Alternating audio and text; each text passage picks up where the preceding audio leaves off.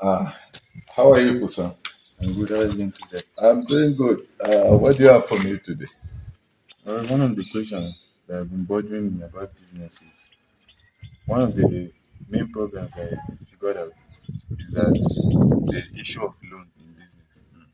Like you have a good business, but your customers are not having the resources.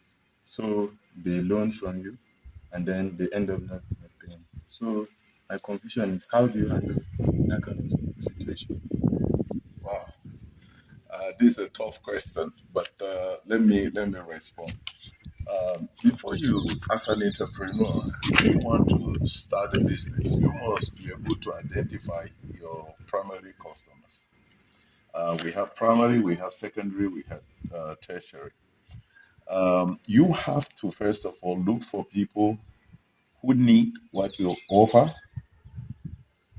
who can afford it, and they are willing to go for it.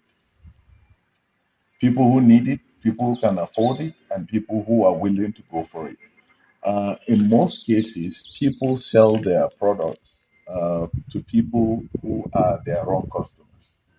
Let me give you an example. I was reading a book by, I think, Kawasaki. He described different types of customers: the poor customers, the middle class customers, and the rich customers. And he said that if you are dealing with the poor customers, you have to make the price of your good very cheap so that they can afford. But you have to also be mindful of the fact that they will disturb you with bargaining power. They have bargaining power. No matter how cheap it is, they have to bargain. And he said the middle class customers are also people who, these people, it's difficult to sell because many of them will collect things on credit. All right, many of them will collect things on credit, but the fantastic customers are the premium customers. These are people who are buying your goods not because of the price, but because it adds value to either their ego or lifestyle.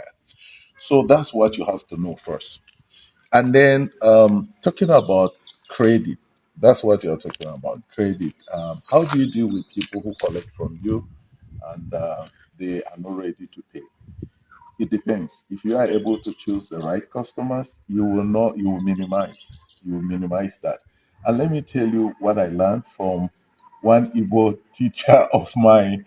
He said, if you are selling something, make sure you give credit within your profit margin. Let me give you an example. If the cost of the product is 800 naira and your profit is 200 naira, when someone wants to collect your product on credit, let's say for 1,000 or 2,000 naira or so, don't give. According to him, give credit within your profit margin. What that means is you can only give him credit within how much now? 800 or 200?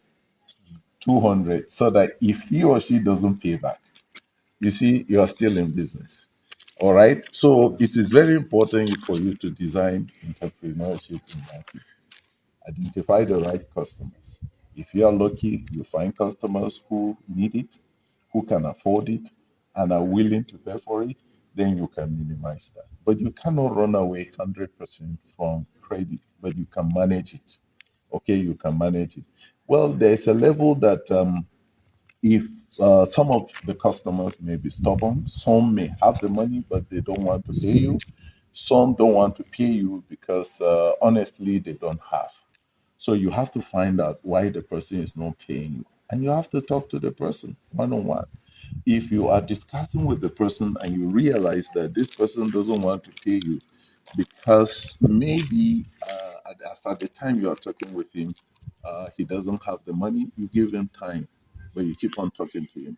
And then if you are discussing with somebody who has the money but doesn't want to pay you, that's a difficult thing to do. That's a difficult thing to do. Many people have different options. But if you are dealing with somebody who wants to pay you, but it's just that at that moment he has the money, okay, but the money is not up to the total amount. If he begs you to give him discount so that he can pay you a good amount of money, let's say from 10,000 if it has 8,000 when it's supposed to give you 10,000. If you do your calculation and you discover that 8,000 will still bring cash flow into your business, it's better you go for it than for you to live with zero. Wow. Thank you so much for these solutions you have given to me. Yeah. And I think it will, I know it will help with me. And Okay. because I've seen, I have different examples of credit Mm, killing a business. Because let's give an example to a supermarket. mm. People will come and be collecting credit and then end up not having the money to stock the shop. Yes. So I end up seeing the shops being empty, and then at the end the shops will be closed because they're out of business. Yes, it's all over. It's all over. And especially in our context in Africa, you are selling products in a community of friends, family members and others. So sometimes they collect things from you and they find it difficult to pay back. So it is very important for you to sell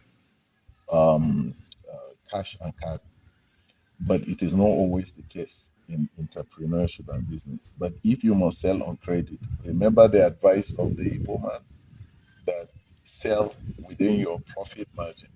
Don't let it touch your capital.